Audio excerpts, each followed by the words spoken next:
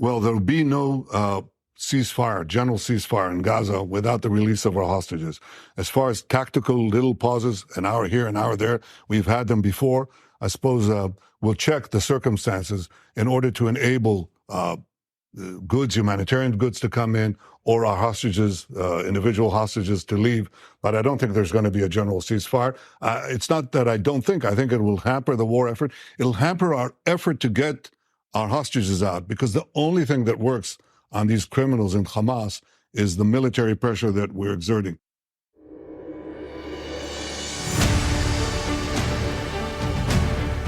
Hi, everyone, and welcome to another edition of Backstory. I'm Dana Lewis. As we speak, the Israeli army has surrounded Gaza City. 1,400 Israelis were slain by Hamas October the 7th. Since then, Hamas has held 242 people hostages, Israelis, for over a month. And God knows what kind of terrible conditions. These are the elderly, children, and people who should not be held and need to be released. Israel's attempt to remove Hamas from power in Gaza has resulted in as many as 10,000 deaths, say aid agencies. Many of those are also children. How does this end? Prime Minister Benjamin Netanyahu has said that Israel has overall security responsibility for the Gaza Strip and will have it for an indefinite period. Netanyahu's first comments on Israel's plan for Gaza after the war came in an interview on ABC. However, he did not elaborate on the kind of security mechanism such a plan would involve. So we reached out to Israeli Ambassador Alon Pinkas. He served Israel's most senior members of government over the decades. And we asked Pinkas, what are the possibilities in Gaza for Israel? He is full of reflection and absolutely worth a listen.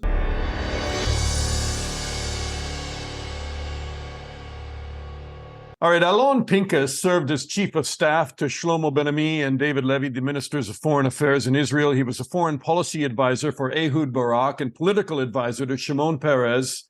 And he was also consul general of Israel to New York City. Alon, it's really an honor to be able to interview you. How are you today?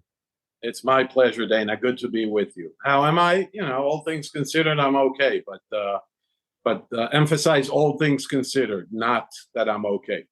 Have you ever seen, and the answer should be two-sided, have you ever seen the anger inside of Israel that we are experiencing now after October the 7th, and the desire to do away with a barbaric enemy that will attack again, no doubt? And have you also, on the other side of the coin, if I can ask you both questions, have you ever seen Arab anger, not only in the Middle East, but really across capitals all across Europe and even in North America right now?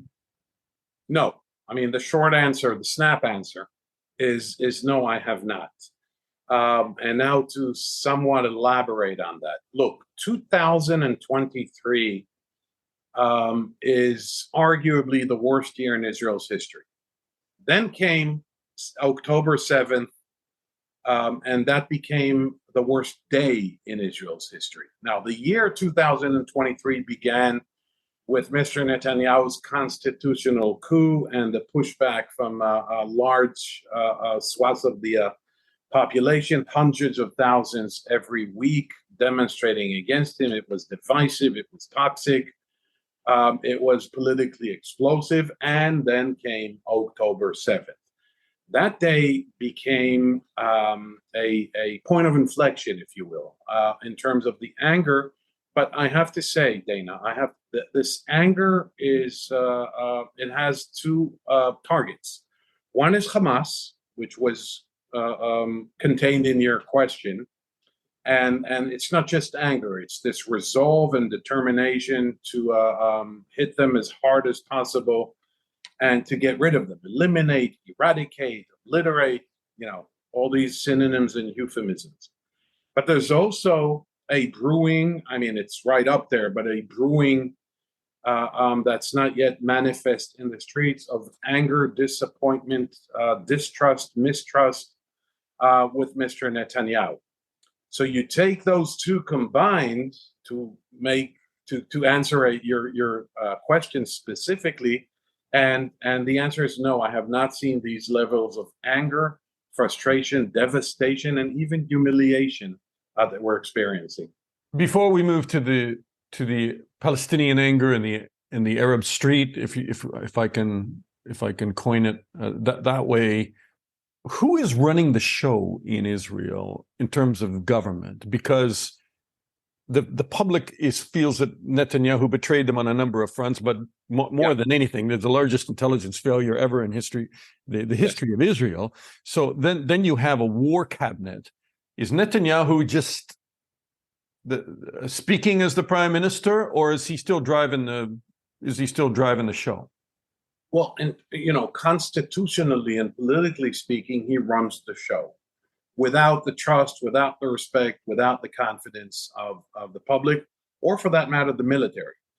His government is completely and comprehensively dysfunctional, inept, and incompetent. But that's beside the point. In terms of managing the war, the war cabinet, constitutionally, in terms of his authority, he runs the show. But politically, he doesn't really. Because the war cabinet consists of himself, Defense Minister Yoav Gallant, who's also going to be held responsible eminently for this failure, the intelligence failure, but is also not on good terms with Mr. Netanyahu, who, if our viewers and listeners recall, who fired him in March for planning to go out publicly on the 26th of March and warn that the constitutional coup that I just referred to was encroaching and impinging on military preparedness and readiness. Okay. Then there are two gentlemen who joined the war cabinet from an opposition party. One is Benny Gantz, a former defense minister and a former IDF chief of staff, and the other is Gadi, Lieutenant General Reserve, Gadi Eisenkot, who's also a former IDF chief of staff. So between the three of them, Defense Minister Gallant, Benny Gantz, and Gadi Eisenkot, Mr. Netanyahu is essentially outnumbered in the cabinet. But over this, overarching, overriding, and above it all, stands a unique, almost unprecedented American involvement in the management of the war. Not the tactical, although they have had their say and had their opinions and reservations about some tactical plans, but in terms of the operational, not even the strategic, just the operational conduct of the war, there are the Americans. Now, Russia invaded Ukraine in February of 2022. You haven't seen the American Secretary of State, Antony Blinken, who was Secretary of State then, of course, and is Secretary of State now. You haven't seen him sit down 3 times in an Israeli war, in a Ukrainian war cabinet. He has sat 3 times in an Israeli war cabinet. The U.S. dispatched a 3-star Lieutenant General, Marine General, General Glynn, to Israel 10 days ago. Mm-hmm. And so the Americans have a major say on how this is being run. And so back to your question, after all this elaboration, and I digressed somewhat. No, it's really important. It is unprecedented American involvement in the running of the government of Israel, at least when it comes to the war in Gaza. Yeah, and of course, I haven't pointed to it. There is this massive American force building in the Eastern Mediterranean, 2 carrier strike groups, the Gerald Ford and the Dwight Eisenhower. There is the 26th Marine Expeditionary Force, which is stationed not far. That's 2,000 Marines. And just yesterday, CENTCOM, the U.S. Central Command, announced that a Ohio-class nuclear submarine, the USS Florida, is also moving into the Mediterranean. Now, what all this force structure means, we can deliberate forever. How it pertains to your question, Dana, is that Mr. Netanyahu does not call the shots as you would expect a prime minister to call the shots at a time like this. Okay, that's key when we go to the other question of the anger on the Arab street. and in European capitals and elsewhere, because Netanyahu is pretty predictable in his ability to ignore a lot of that. But the U.S. is much more sensitive to that growing backlash and public opinion that the war has already gone too far. I mean, as we speak, the several major United Nations bodies, and I know what Israel thinks of United Nations bodies, but I mean, they carry weight in terms of human rights. On Monday, they've called a united call for a humanitarian ceasefire in Gaza. You have 18 signatories, UN High Commission of Human Rights, the World Health Organization, UN Chief. The entire population is besieged and under attack, quote unquote, denied access to essentials for survival, bombed in their homes. It goes on, and at the end, the statement says 30 days, enough is enough. This must stop now. And that puts pressure, I think, added pressure on the U.S. Yeah, it does. It does, and it's becoming evident, and it became evident, in fact, in Secretary of State Blinken's most recent visit here 3 days ago, or 2.5 days ago, Friday, in which he, in closed doors, in quiet, discreet meetings, expressed U.S. concerns. Now, the U.S. concerns pertain to 2 or 3 different issues here. The U.S. is not necessarily happy with the Israeli concept that is being enunciated publicly, that this is going to be a prolonged conflict, that this is going to take many weeks, indeed even months, as the defense minister of that very same gallant that we referred to earlier. The U.S. is unhappy with that because that bogs the U.S. back into this. Moving to another level, the longer it takes, the more likely or the dynamics of an escalation can be set in motion, which is why, partially, why the U.S. sent such a huge naval force to the Eastern Mediterranean. Escalation, so-called horizontal escalation, meaning that the conflict in Gaza could move or spread, as the Americans like to term this, into Lebanon, which leads to the third and most upper level of American, not frustration yet, but I would call it impatience with Israel, that whatever the military operation in Gaza is, and however justified it is, and it is justified, and however supportive the U.S. is of that operation, and it is very supportive, the U.S. is basically, the Americans are basically saying, the Biden administration is saying to Israel, okay, we got your back, you're good, do whatever is necessary, do it quickly, but give us a simple, broad brush description of what next. The day after, what are the scenarios? Who's going to govern Gaza? Let's assume you destroy Hamas militarily and you incapacitate it politically to the point that they cannot govern Gaza. We're fine. We, America, we're fine with that. But give us a glimpse of what you're thinking about the day after, which brings me to your point about the UN. Israel is always quick, in many cases, understandably, to dismiss the UN for its, bias and hypocrisy and bureaucratic, slow-moving, right. And it's all true, But if there is going to be a long-term, durable, possible, I'm not saying it's necessarily going to happen, solution in the Gaza Strip, post-Hamas, which Israel says is a must, which the U.S. at least publicly tends to agree. Secretary of State Blinken said on several occasions in the last 10 days, last week, that reversion to the status quo ante is unacceptable, meaning that Hamas maintains residual political power and essentially controls Gaza. That's unacceptable. Okay. In any scenario, the UN is going to have to play a role. So if I were Israel, if I were in a decision-making position or advising a decision-making group or person, I would say be careful with the UN.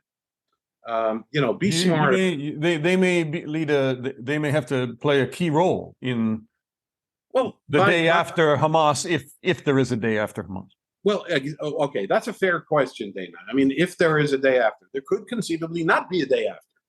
And we could, this is going to be, a horrific and tragic rendition of Groundhog Day. That this is going to go on and on and on, and every day is going to look like the next one, and then it's going to stop. And a year from now, we're going to have a recurrence of the same thing.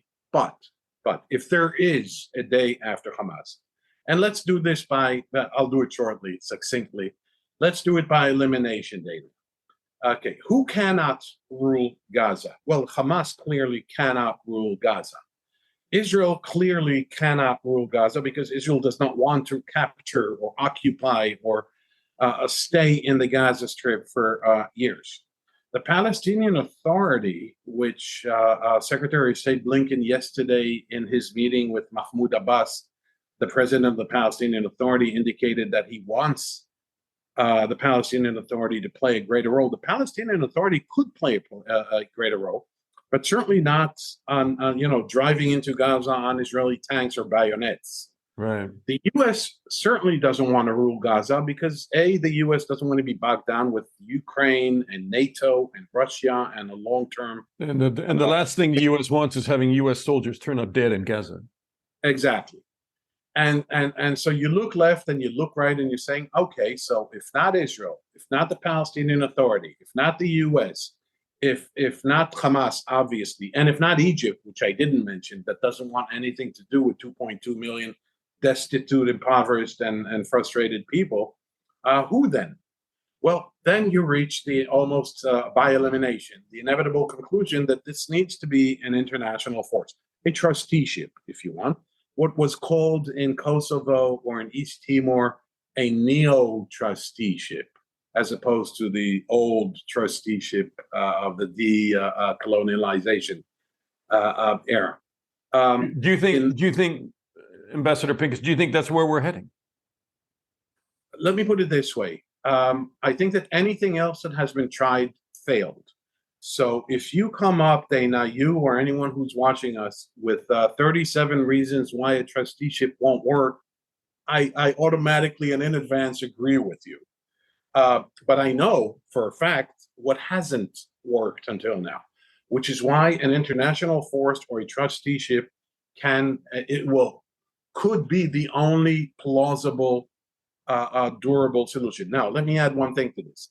In the American view, and I'm not saying they're right or wrong, and I'm not saying they have a coherent, comprehensive plan. This is probably somewhat half-baked at this point.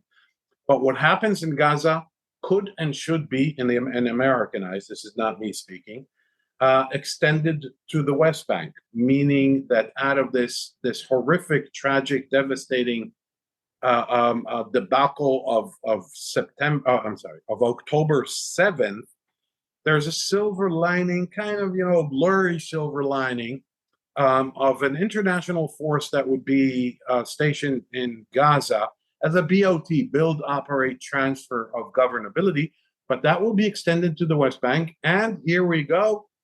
We're back to the two-state model as a political option. Now, I know, let me just add one sentence to be politically correct with my own countrymen. This is not popular right now. This is not palatable right now. This is not saleable, marketable, whatever right now. Think 6, 10, 12 months ahead. This is the only thing that could work. Only thing that could work. And I'm not saying it's not without flaws and deficiencies, but it's the only thing. And by the way, that some of the elements of that might include Gulf states, for instance. So it wouldn't be seen as an outside force. It would have to be something that Palestinians could accept. Mea culpa. I should have said that, and you helped me out on this thing. This has it's a prerequisite. It's a must have an Arab component in it, so it becomes legitimate for both the Palestinians to accept, and somewhat legitimate for the Russians and the Chinese, so as not to strike it down with a veto vote at the UN Security Council. So yes, it's going to have to include preferably Saudi Arabia, also the UAE, and whomever else chooses to join the effort as as a package deal to the Palestinians. We, the Arabs, support this. We, the Arabs, will help fund this. We, the Arabs, will back this international effort that will be made of UN and NATO or Asian, or it doesn't matter. I don't want to speculate into the composition of this force, but this has to be done. The Palestinian Authority under Mahmoud Abbas and Fatah are unlikely. Well, first of all, they wouldn't want Israel to pave the road for them to go back into Gaza, because they would be seen as an Israeli proxy force. That's be about the last thing that they would want for any credibility in Gaza. So, but even if Abbas was willing to step up and say, okay, Israel out, we'll go back in and run Gaza. I mean, it was tragic in 2006, 2007, right? I mean, they were thought to be corrupt, inept, and there was interfighting long before the 2007 takeover by Hamas. I mean, there was street fighting in neighborhoods and different clans. I mean, Gaza just melted down. So I don't know how the PA, as weak as they are now, anybody would push them in there and think that they would be a credible authority. I think it's the proposal, the idea, the notion that the PA, Palestinian Authority, can be pushed into Gaza is a dead-on delivery idea. You're absolutely right in how you described this in 2000, going back to 2006 and 2007, when there was an election in Gaza in 2006 and Hamas won, and by 2007 they basically executed half of the PLO, or the Palestinian Authority. So much for Palestinian unity, by the way, because people with short memories, including the current generation of Palestinians, thinks that they're all brothers in arms, but in fact they were killing each other and throwing each other off rooftops. We're killing each other with passion and look, I have no illusions about the Palestinians. I'm not one of those peaceniks who believes that if you build it, they will come, as goes the old baseball movie cliche. Did you ever, during that time, sorry, again, I've jumped in, but did you ever, during that time of Rabin, for instance, nobody was singing Kumbaya and saying, we're going to live happily ever after. I mean, it was thought to be the lesser of many evils to do a peace. Tell me if I'm wrong. I don't mean to answer the question that I'm asking you, but it was thought to be the lesser of many evils for the Israeli public to get the hell out of the West Bank and get out of Gaza and try a two-state solution. And Rabin said, if we don't do it now, we're going to be facing something like what you're facing right now. Well, Rabin said that, and that was at the core of the Oslo Accords logic. But fast forward 7 years from Oslo to the year 2000, and that there was the Camp David summit of July 2000 that then President Bill Clinton hosted with Prime Minister Ehud Barak and Arafat, and that was Israel's most comprehensive. It fell short, obviously, and there's a lot of criticism that Israel wasn't 100% behind this. Okay, were you there? No, I wasn't there because I was chief of staff to the foreign minister who resigned in protest a week before. But I was there for the preparation, and more importantly, I was there for the negotiations, for the subsequent negotiations in October, November, and December of 2000 with the new foreign minister at the time, Shlomo Ben-Ami, Professor Shlomo Ben-Ami. Now, do you think some of that's deliverable now? Like if you look at, Arafat couldn't pull the trigger. I mean, he couldn't sign on. But if you look at it now, land swap, access to Jerusalem holy sites, they went through everything. There wasn't a right of return for Palestinian refugees, but there was compensation. I mean, a lot of the issues were resolved, even now with all the settlement building, which has gone, into turbo mode under Netanyahu and Sharon. But even with that, if you do land swap, 13% of the West Bank or whatever it is, a lot of the elements are still there, right? The elements are there, but let's divide this into two. First, we're still we're a month after that devastation, that debacle of October 7th. So if you tell Israelis now a Palestinian state, they immediately, by the way, very naturally, very, very expectedly, they're saying 7th of October is now going to happen in 15 points along the West Bank, which is by far closer to Israel, more open to Israel's major cities. You're gonna see recurrences of 7th of October. On the other, That's not unfounded paranoia anymore. That's no, any logical person would say it didn't work in Gaza. They couldn't be quiet in Gaza. We're going to give them the West Bank and put them even closer to the heart of Israel and expect that they're not going to arm with rockets and that they're not going to attack us in 3 years or 5 years or whatever it's going to be. 100%. And people are going back to the well, you just need one terrorist with a anti-aircraft shoulder missile to shoot down a United Airlines 787 landing in Israel. Because it's a kilometer and a half. It's a mile. That's one level. So selling the two-state solution based on those parameters right now is dead on delivery, as I said before. Yeah. But the international presence, the trusteeship, if you will, the neo-trusteeship, not to rehash those complicated terms. That could work a year from now, and because it's based on a very simple, horrible, but nonetheless a simple equation, Dana. It goes like this: the Palestinians can't govern, and Israel can't stay. The Palestinians are a failed state in the making, yet Israel does not want to annex that government. Now, for that, the West Bank, for that to happen, and I'm moving fast forward into uncharted waters here. For that to happen, you need a new government in Israel and possibly, conceivably, hopefully, a new leadership with the Palestinians.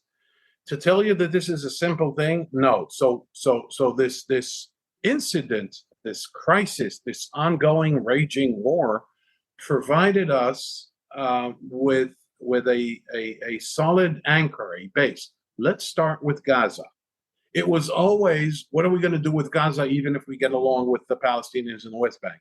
Well, there's still Gaza, so that's not. No, let's now reverse this. Let's start with Gaza, with this international force. Now, I'm not an advocate for this. I'm just going by elimination. Everything else failed. Everything else failed. So I just don't see any other feasible or viable formula that can work. Wouldn't it be ironic if Hamas, who blew up bombs in Tel Aviv during the Oslo Accords, who had every opportunity with Iran's backing, has tried to destroy any chance of a workable two-state solution or a real peace plan? Wouldn't it be ironic if their attack on October the 7th actually led to something long-term, renewed effort to bring about peace between the two peoples? Yeah, you're exactly right. I mean, that's the silver lining that I may be too hasty in seeing, but you can even broaden the lens here, the perspective here. Hamas wanted to undermine any type of political arrangement. Not that there was any political negotiation process in the last decade. The last, in fact, was John Kerry as Secretary of State under Obama in 2014. But Hamas wanted to foil undermine any type of understanding, undermine an Israeli-Saudi normalization process, and out of this could emerge two new realities, as you I think precisely and presciently pointed to. One is that the two-state solution a year from now, is back on the table, back on the agenda as the only workable, feasible solution. And two, the Saudi Arabia. The Saudis, and again, I don't pretend to go into MBS, Mohammed bin Salman's head, or the Saudi intelligence services mindset. I'm not an expert on that. But if they saw September again, I keep on saying September. If they saw October 7th, they should see this as a portentous event that could affect them. They saw the Iranian involvement, not direct in terms of the planning or the tactical decision making, but in terms of the encouragement, the mentorship, and the inspiration. They see what the Saudis are doing with the Houthis in Yemen. They see what the Saudis are, what the Iranians are doing with the Houthis in Yemen, and they see what the Iranians are doing with Hezbollah in Lebanon. So, to bring it all together, this terrible, devastating event of October 7th could prove to be their undoing in terms of the future landscape of the Middle East. So both the two-state solution and an Israeli normalization. I don't want to sound too normalization with Saudi Arabia. I don't want to sound too optimistic. I'm not too optimistic. All I'm saying is that this could be and I said it before, that this is an inflection point that could also prove to be positive, if I can use that word here. Quick question on widening war. If you follow your thoughts on Iran and what role they may have played with Hamas, isn't it also natural that they would, at a certain point of desperation, probably want to torpedo any long-term plan in Gaza by pushing the launch button with the Hezbollah in the north? Yeah. Okay. So as for the escalation, there are two types of escalation here. There is deliberate escalation, which the Iranians can generate or foment. But I think at this point, they're being deterred not by Israel, but by the USS Gerald Ford and the USS Dwight Eisenhower. I think that the Iranians understand that this is a bridge too far if they escalate this. But, and this is a major but, there is inadvertent escalation or miscalculation that leads a series of local events that leads to a rolling escalation, and then someone's going to write a book entitled "The March of Folly," and we're all going to look back and see, how did we not see the signs? Well, the signs are there, and the miscalculation in Lebanon is staring us in the eye. I don't know that the Iranians are willing to pay the price, because I think both President Biden and Secretary of State Blinken and Secretary of Defense Lloyd Austin and Director of the CIA Burns have all warned them publicly and quietly, directly or through intermediaries. I don't think Iran would want to risk that at this point. I may be wrong. Well, we hope that you're right. We hope that you're right. So, Alon Pinkas, Mr. Ambassador, it's great to talk to you, sir. And for all your perspective, I hope we can do it again sometime. And I really do appreciate all your time and thoughts and reflection. And you're one of those people that as I said, as we were getting ready to do the interview, I appreciate the fact that you don't have the quick, you don't speak in conclusive terms, because you understand that there are so many untied threads here, and it can go a lot of different directions, and all of them at once. So thank you. Dana, like I told you before we started recording this, they don't pay me anymore to come up with one-liners and conclusive remarks. So I succumb to reality, and I know that it's more complex. They need people like you telling them that range and multi-layered. I'm sure they get it, but sometimes they need to be reminded of it, right? Well, that's what I'm doing here with you. Thank you, sir. Thank you, Dana. And that's our backstory on Israel's war in Gaza. Former UN ambassador and U.S. National Security Advisor John Bolton writes, quote, "Hamas just didn't wake up one day and decide by itself to attack Israel. Along with Hezbollah, Yemen's Houthi rebels, Iraqi Shia militia, and many others, Hamas is a beneficiary of Iranian weapons, training, and finance. Its sneak attack has to be seen as part of Tehran's larger strategy." He goes on to say that taken by surprise, Jerusalem is still struggling to grasp comprehensively Iran's plan. Tehran's surrogates are concealing their hand, but Hezbollah leader Hassan Nasrallah's recent speech shows their menace and resolve to break the will of Israel and its supporters by threatening wider regional war, unquote. And that's where we are, folks, on the doorstep of something more menacing, more destabilizing, worse than a war in Gaza.